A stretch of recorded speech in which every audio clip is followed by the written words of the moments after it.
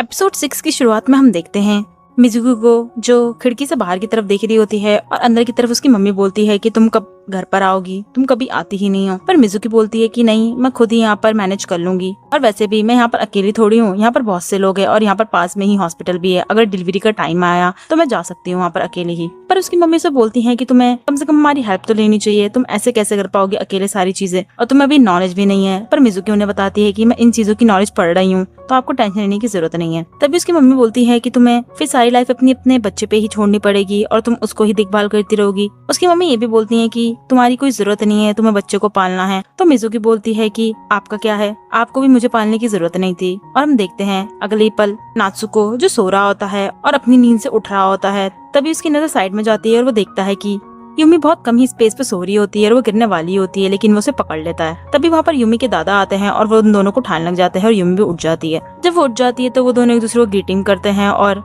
Yumi नीचे जाके सो जाती है बेड के। पर नात्सु से बोलता है अभी हमारा उठने का समय है तो चलो, और अगले पल हम उन सबको ब्रेकफास्ट करते हुए देखते हैं। ब्रेकफास्ट करते करते यूमी सारे काम कर रही होती है, वो अपना ब्रेकफास्ट भी खाती है और जब वो नहा लेती है तो फिर वो अपने बाल बनवाने के लिए अपनी दादी को बुलाती है। पर नात्सु उसकी चोटी बनाने के लिए बैठा है तो उसकी दादी पूछने लग जाती तुम्हें आता है, तो नात्सु बोलता है हाँ मैंने प्रैक्टिस करी थी। तो वो चली जाती है वहाँ से। तभी यूमी बोलती है कि मुझे फ्रेंच चोटी चाहिए, तो नात्सु सुनते ही थोड़ा कंफ्यूज हो जाता है और अगले पल हम देखते हैं यूमी की दादी को उसकी चोटी को बना लेती हैं और यूमी काफी ज्यादा स्माइल करती है। वो वहाँ चली जाती है तो यूमी की दादी पूछने लग जाती है नात्सु से तो तुमने प्रैक्टिस करी थी, तो नात्सु बोलता है हाँ मैंने करी थी पर मैंने सिर्फ गुद की करी थी। ये सुनकर उसकी दादी हंसने भी लग जाती है। फिर हम नात्सु और यूमी को जाते हुए देखते हैं बाहर की तरफ। यूमी भी लेस वाले जूते पहनने की जिद कर दे तो उसकी दादी उसे लेस वाले जूते पहनाने लग जाती है और वो नात्सु को बताती है कि ये लेस लगा लेती है, बस थोड़ा टाइम लगता है। नात्सु सुन लेता है और यूमी भागती बाहर की तरफ जाती है स्माइल करते हुए। यूमी आगे की तरफ चल रही होती है और नात्सु उसकी जब फोटो क्लिक करता है तो यूमी पीछे की तरफ देखती है और नात्सु से बोलता है तुम आगे जाओ। वो स्माइल करती हुई आगे तरफ जा रही होती है। हम नात्सु को देखते हैं जो वहाँ की पिक्चर क्लिक कर रहा होता है क्योंकि वो यूमी के पुराने घर पे जा रहे होते हैं जहाँ पर मिजुकी और वो दोनों रहते थे। जब वो घर पे पहुंच जाते हैं तो यूमी बोलती है कि हम घर पे भी जाएंगे, तो नात्सु बोलता है कि वो अभी ऑक्यूपाइड है। तो यूमी एकदम से लैंडलॉर्ड को पकड़ लेती है और वो लैंडलॉर्ड पहचान जाते हैं, तो वो उनको उसी कमरे में ले जाते हैं यूमी के पुराने कमरे में, और वहाँ जाके यूमी काफी ज्यादा खुश होती है। फिर नात्सु भी अंदर आता है और वो देखता है तो वो बोलने लग जाता है कि काफी ज्यादा ही छोटा है दो लोगों के हिसाब से। वो ओनर भी बोलता है कि मुझे भी लगता था कि काफी ज्यादा छोटा है, पर मिजुकी काफी ज्यादा ही अच्छे सारी चीजों कर लेती थी। वो मिजुकी काफी सारी अच्छी बातें बता रहे होते हैं और नात्सु उनसे फोटो क्लिक करने के लिए पूछ लेता है तो वो मान जाते हैं। फिर नात्सु वहाँ की फोटो क्लिक कर रहा होता है और वो बातें भी कर रहा होता है अपने आप से कि मिजुकी कैसे रही होगी। फिर वो उस ओनर से ही पूछता है कि वो कैसे रहती थी, तो वो ओनर बताते हैं वो काफी ज्यादा ही अच्छे से रहती थी, वो अपने सारे काम करती थी और टाइम पे रेंट भी देती थी, वो अपने कूड़े भी टाइम पे लेके जाती थी। जब ये बात नात्सु सुनता है तो वो बोलता है कि वो ऐसी लगती तो नहीं है, पर ओनर बोलते हैं कि वो हो गई थी ऐसे, पहले स्टार्टिंग में नहीं थी पर बाद में वो संभल गई थी। ओनर वहाँ की बात बता के चले जाते हैं और फिर हम यूमी को देखते हैं जो बालकनी में खड़ी होती है और बताती है नात्सु को कि यहाँ से मैं मम्मी को हाई करती थी। नात्सु बाहर की तरफ देख रहा होता है और उसको इमेज से आती है जिसमें मिजुकी उसी जगह से हाई कर रही होती है और नात्सु जब उस जगह को देखता है तो वो फोटो क्लिक कर लेता है। फिर हम दोनों को जाते हुए देखते हैं और यूमी पूछती है कि अब आपको कहाँ जाना है, मेरे स्कूल या फिर लाइब्रेरी। तो नात्सु बोलता है तुम्हें जहाँ जाना है हम वहाँ चलते हैं, और हम दोनों को अगले ही पल स्कूल की तरफ जाते हुए देखते हैं जहाँ पर यूमी अपनी टीचर को देख लेती है और वो दोनों उसके पास भागते हैं। फिर हम यूमी को देखते हैं जो झूले में झूल रही होती है और नात्सु उसकी टीचर बात कर रहे होते हैं जिसमें उसकी टीचर उसके बारे में बता रही होती है और नात्सु भी क्वेश्चन कर रहा होता है कि वो जब यहाँ पर आए थे तो वो कैसे थे, जिसमें उसकी टीचर बताती है कि जब मिजुकी यहाँ पर आई थी तो वो अपनी फैमिली से हेल्प नहीं लेती थी। मिजुकी ने अपनी मम्मी को हेल्प नहीं करने दी थी जिसकी वजह से उसकी मम्मी को काफी ज्यादा बुरा भी लगता है क्योंकि वो अपनी बच्ची को हेल्प नहीं कर पाई थी। नात्सु ये बात को सुन रहा होता है। फिर हम नात्सु और यूमी को दोबारा से कहीं जाते हुए देखते हैं जहाँ पर नात्सु से बताते हैं उसकी लेस खुल गई है। यूमी अपने पैर पे देखती है, फिर वो आगे तरफ बहुत तेज भाग जाती है जिसकी वजह से नात्सु भी आ रहा होता है, पर यूमी बोलती है स्लो स्लो चलना। और इसी बीच में जब वो ये बात सुनता है तो स्माइल करता है और वो याद करता है जैसे मिजुकी भी ऐसा ही करती थी, जब उसकी लेस खुल जाती थी वो आगे तरफ भाग जाती थी और वो नात्सु को हल्के हल्के आने के लिए बोलती थी और जब तक वो लेस को बांध लेती थी। ऐसे ही यूमी भी करती है, वो लेस को बांध लेती है और काफी बड़ी स्माइल देती है। अगले सीन में हम देखते हैं वो सारे डिनर कर चुके होते हैं और यूमी अपनी प्लेट्स को ले जाके धोने लग जाती है। डिनर के बाद फिर वो ब्रश कर रहे होते हैं और ब्रश करने के बाद जब यूमी सोने के लिए जा रही होती है तो नात्सु बोलता है कि तुम आज अकेले सो पाओगी, पर यूमी बोलती है कि मैं कल तो अकेले ही सोई थी, वो तो कल मैं इसलिए जग गई थी क्योंकि मैं आपको थोड़ा कंपनी देना चाहती थी, अगर आप अकेले पड़ जाते हो तो मुझे जरूर बताना। नात्सु स्माइल करता है उसकी बात पे और वो दोनों एक दूसरे को विशेष करके वहाँ से चले जाते हैं। अगली सुबह हम देखते हैं यूमी को नात्सु उसके बाल बना रहा होता है और बाल बनाते बनाते वो काफी ज्यादा खुश भी होते हैं। फिर हम दोनों को देखते हैं लाइब्रेरी जाते हुए, पर वहाँ पर जब वो देखते हैं कि लाइब्रेरी बंद है तो यूमी पूछती है कि आज वेडनेसडे है, आज तो लाइब्रेरी बंद रहती है। तो नात्सु बोलता है चलो कोई बात नहीं, हम किसी दिन आएंगे, पर यूमी उसको फोन मारने लग जाती है और अगले पल हम देखते हैं हारुकाई को जो लाइब्रेरी को खोल रहा होता है और यूमी अंदर जल्दी से भाग जाती है। नात्सु से थोड़ा बहुत सॉरी बोलता है, पर हारुकाई बोलता है कि कोई बात नहीं, वैसे भी यूमी यहाँ पर काफी क्लोज है सब लोगों से। तभी हारुकाई यूमी को बोलता है कि तुम यहाँ पर कितना भी ज्यादा चिल्ला सकती हो, कुछ भी कर सकती हो, जिसकी वजह से यूमी काफी ज्यादा खुश हो जाती है और वहाँ पर भागने लग जाती है इधर उधर। फिर हारुकाई भी उसके पीछे जाता है और उसको एकदम से पकड़ के उछालने लग जाता है। नात्सु ये चीज देख के स्माइल कर रहा होता है। फिर हम यूमी को देखते हैं जो काउंटर पे होती है और नात्सु से बुक लेने का थोड़ा बहुत गेम टाइप खेल रहा होता है। जब वो बुक लेने का समय आता है तो यूमी उसे बोलती है कि मैं तुम्हें दोबारा देखूंगी।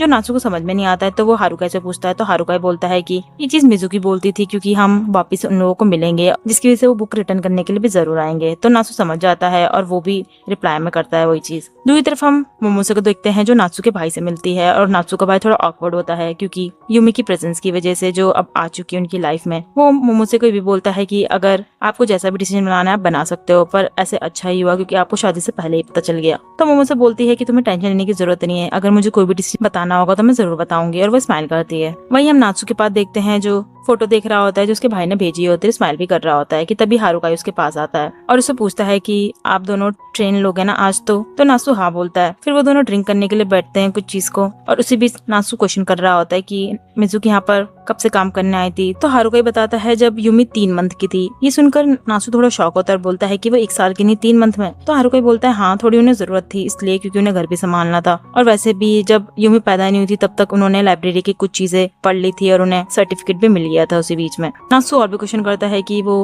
अपनी ग्रैंडमा से हेल्प क्यों लेती थी। तो हारुकाई बताता है क्योंकि उसे पसंद नहीं था, वो खुद ही करना चाहती है सारी चीजें। और नात्सु ये भी पूछता है कि उनकी बीमारी के बारे में कब पता चला था। तो हारुकाई बताता है कि जब तक ट्रीटमेंट लेनी चाह रही थी तब तक वो थोड़ा बहुत लेती थी, पर फिर बाद में पता चलता है कि वो ट्रीटमेंट अब ले भी नहीं सकती है, उनके पास टाइम ही नहीं था उस समय। हारुकाई फिर ये बोलता है नात्सु से कि तुम ये चीजें अब क्यों पूछ रहे हो, क्योंकि तुम गिल्टी हो इसलिए तुम पूछना चाहते हो। वो थोड़ा नात्सु को बुरा फील करवाना चाहता है, पर नात्सु बोलता है कि नहीं, मैं बस क्या सच्चाई है वो जानना चाहता था और उन मेमोरीज को देखना चाहता था जो मैंने अभी तक उनके साथ बिताई नहीं है। तो हारुकाई बोलता है तुम जानना चाहते हो, पर एक बात तो ये है कि मुझे सबसे ज्यादा बुरा लगता है इस चीज में। और थोड़ा चुप हो जाता है। फिर वो यूमी को उसकी रबर बैंड दिखाता है और बोलता है कि ये देखो मुझे क्या मिला, और फिर वो बोलता है चलो मैं तुम्हारे बाल बांध दूं। तो यूमी नात्सु की तरफ देखती है तो नात्सु बोलता है कि कोई बात नहीं, और वो उसके बाल खोलने लग जाता है। बाल खोलने के बाद उसकी पोनी बना देता है। तो वो ये भी बोलता है कि तुम्हें इस चीज को दोबारा से नहीं खोना चाहिए। वहीं दूसरी तरफ हम नात्सु की मम्मी को देखते हैं जो मिजुको को ग्रीटिंग करने आई थी, और ग्रीटिंग करने के बाद वो उसके मम्मी पापा से ही बात कर रही होती है। फिर वो नात्सु के बारे में बताती है कि वो थोड़ा स्लो है पर वो चीजें कर लेगा,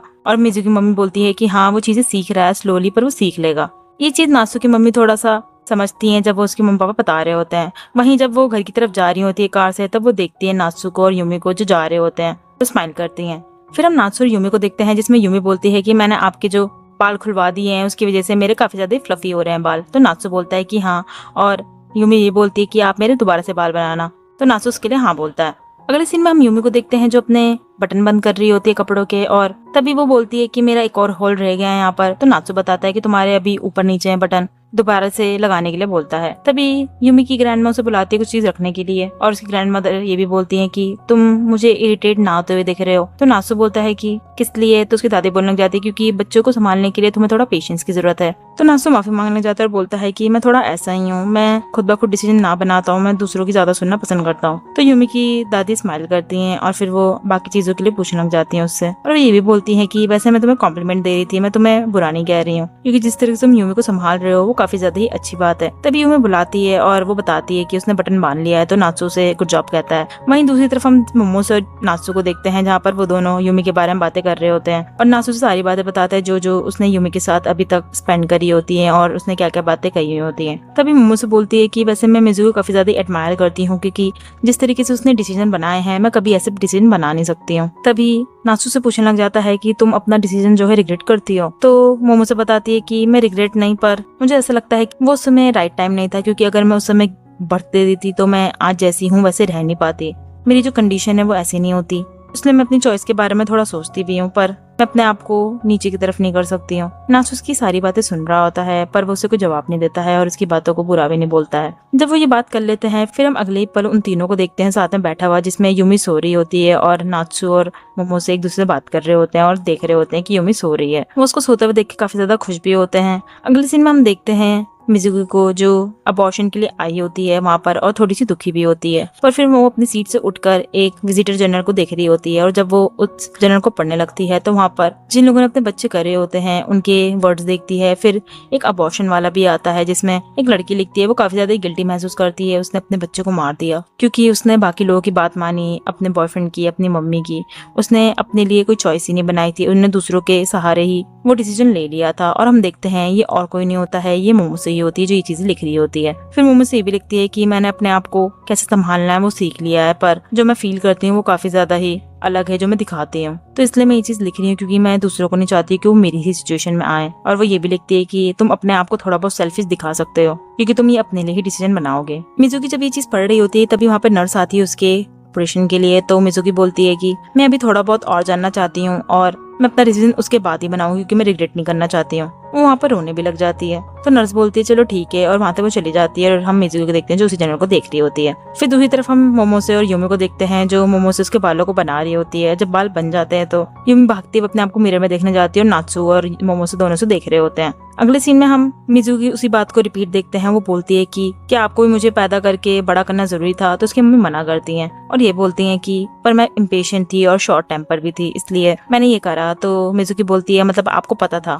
तभी आप ये चीज कर पाई? तो उसकी मम्मी बोलती है हाँ इसका मतलब यही है क्योंकि मैं चाहती थी कि मेरा जो बच्चा है वो अच्छे से रह सके और अपने जैसा ही रहे जैसा वो चाहता है, क्योंकि जब बच्चा बड़ा होता है फिर शादी करता है ये साइकिल चलते रहते हैं। तो मिजुकी बोलती है थोड़ा टफ वर्क लगता है, पर उसकी मम्मी उसे समझाने लग जाती है कि पर यही जिंदगी है। मिजुकी अपनी मम्मी की बातों को सुन लेती है और फिर अपने पेट में हाथ रखकर उन्हीं के वर्ड्स को दोहराती है कि तुम जो भी पाथ को चूज करती हो। वो ऐसा यूमी के लिए बोल रही होती है और वहीं दूसरी तरफ हम मोमोसे और नात्सु को देखते हैं जो यूमी उनके लिए चाय को ला रही होती है और वहाँ पर मिजुकी के वर्ड्स चल रहे होते हैं, तुम जो भी करना चाहती हो तुम अपने लिए करोगे, अपनी खुशी के लिए करोगे और अपने दिल से ही चीज करना। एपिसोड यही खत्म हो जाता है। तो आपको क्या लगता है कि आगे और कौन सी कठिनाइयां आने वाली है इन तीनों की लाइफ में?